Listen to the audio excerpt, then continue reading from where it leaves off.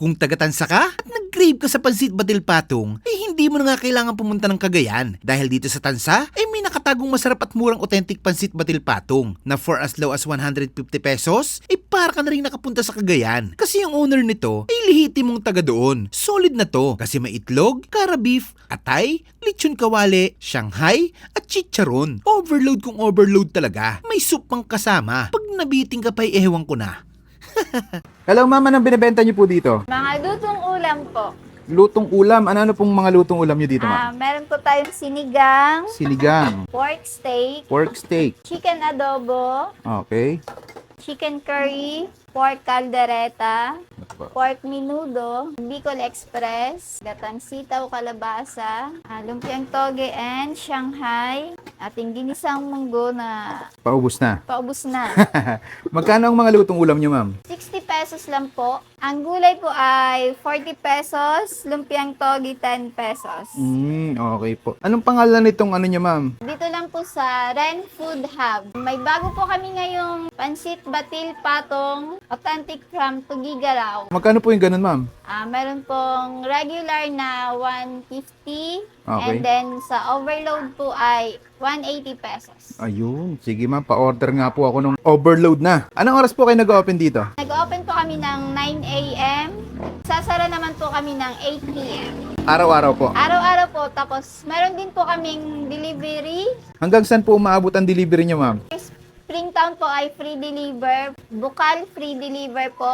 Around Cavite, minimal delivery fee po. Anong kakaiba dito sa mga paninda niyo ma'am? Kakaiba sa pansit batil patong po.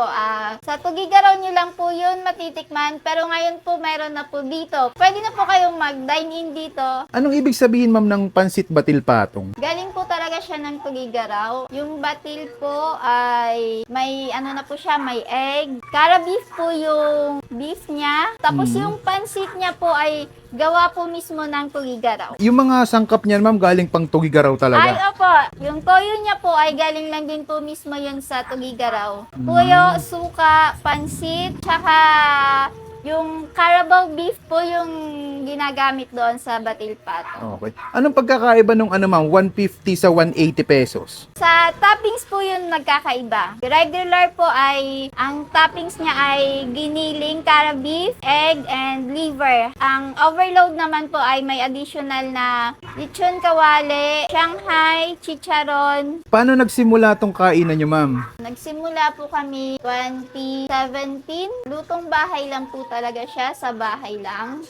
Tapos nung medyo nakapag-upa ng maliit din na pwesto, Bakit ito yung naisipan yung negosyo ma'am? mahilig po kasi ako magluto. Tsaka si Mr. po, siya naman po yung tagaluto ng batil patong. Okay.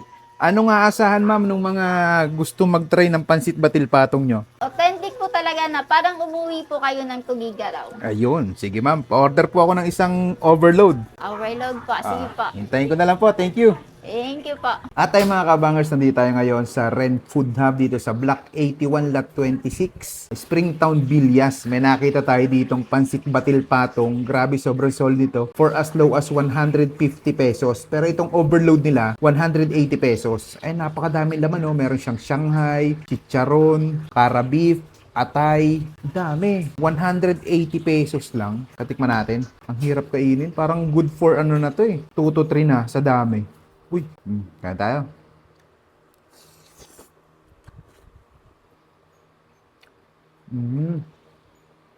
Kahit hindi mo natimplahan ng ano, meto, ando na yung lasa niya.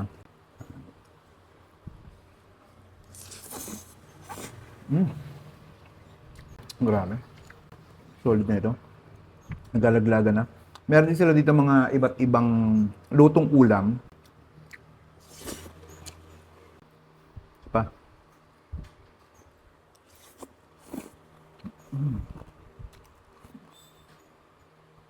Crispy.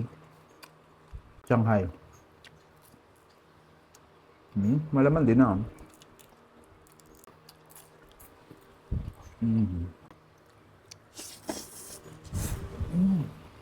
Grabe. Mapapadami ka dito. Mas nagpasarap sa kanya yung mga toppings.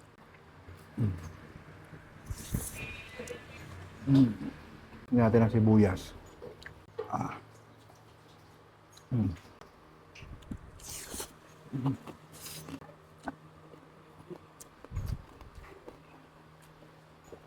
Okay, panalo to. Ang dayo nyo na dito or bisitahin nyo na dito sa Ren Food Hub. Napaka-solid dito mga lods. Legit, panalods. Pwede na kayo mag-message sa FB page nila kung gusto nyo magpa-deliver. Ito pala yung sabaw niya.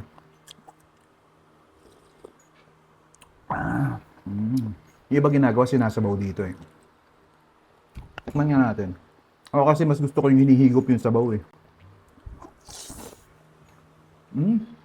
Mas masarap nga siya pag ilagay yung sabaw dito. Solid. Ano? Ubusin ko muna to.